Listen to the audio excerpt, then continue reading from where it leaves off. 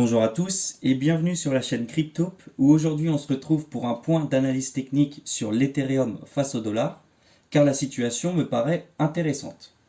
Alors on est toujours sur une tendance baissière de fond qui a démarré début novembre 2021 mais ces derniers jours on assiste à la formation d'un rebond qui pour moi, à court terme en tout cas, a atteint son potentiel maximum de hausse.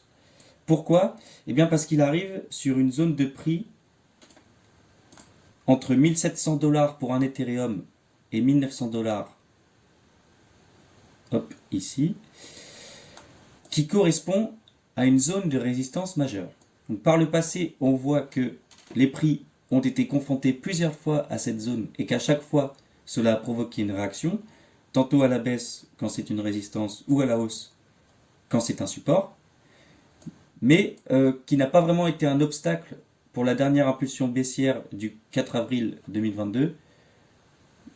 Ça n'a pas été un gros obstacle pour les prix, mais ils ont tout de même hésité dessus pendant 1, 2, 3, 4 semaines avant de faire des nouveaux plus bas. On a une impulsion haussière démarrée en juillet qui, pour moi, a fait ses preuves et je vais tout de suite tracer les niveaux de Fibonacci. Hop. Cette zone correspond au 38,2 de la dernière impulsion d'avril 2022. Je vais zoomer tout de suite en daily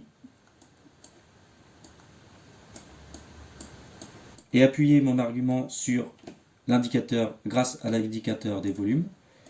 Donc on constate que mi-juillet, on a eu des forts volumes suite qui ont plutôt été à l'origine de l'impulsion haussière jusqu'au niveau de 1700 $. Cependant, au fur et à mesure qu'on s'approchait de cette zone, eh bien, on a assisté à la diminution des volumes ici, ce qui montre un petit signe d'essoufflement des acheteurs et qui laisse penser qu'on pourrait revoir le niveau des 1000 $ pour un Ethereum plutôt que de clôturer au-dessus de la zone des 1900 $. Au niveau des bandes de Bollinger, on constate que depuis fin juillet, elles sont en train de se resserrer. Alors bien sûr, avec la bougie d'aujourd'hui, la partie supérieure est en train de s'ouvrir, mais il faut attendre la clôture de cette bougie pour pouvoir affirmer qu'elle s'ouvre. Si jamais les prix clôturent plus bas, il y a de fortes chances pour que les bandes de Bollinger continuent de se resserrer.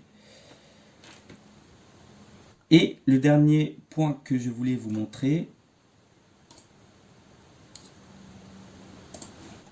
et le fait que cette zone des 1700, entre 1700 $ pour un Ethereum et 1900 $ correspond ou va correspondre dans les prochains jours au point de passage de la moyenne mobile 20 périodes en weekly, qui pourrait constituer un obstacle de plus pour les prix. Alors qu'est-ce qu'on attend sur l'Ethereum? Eh bien, soit on assiste à l'échec des prix sur cette zone et on continue de voir un essoufflement sur les volumes.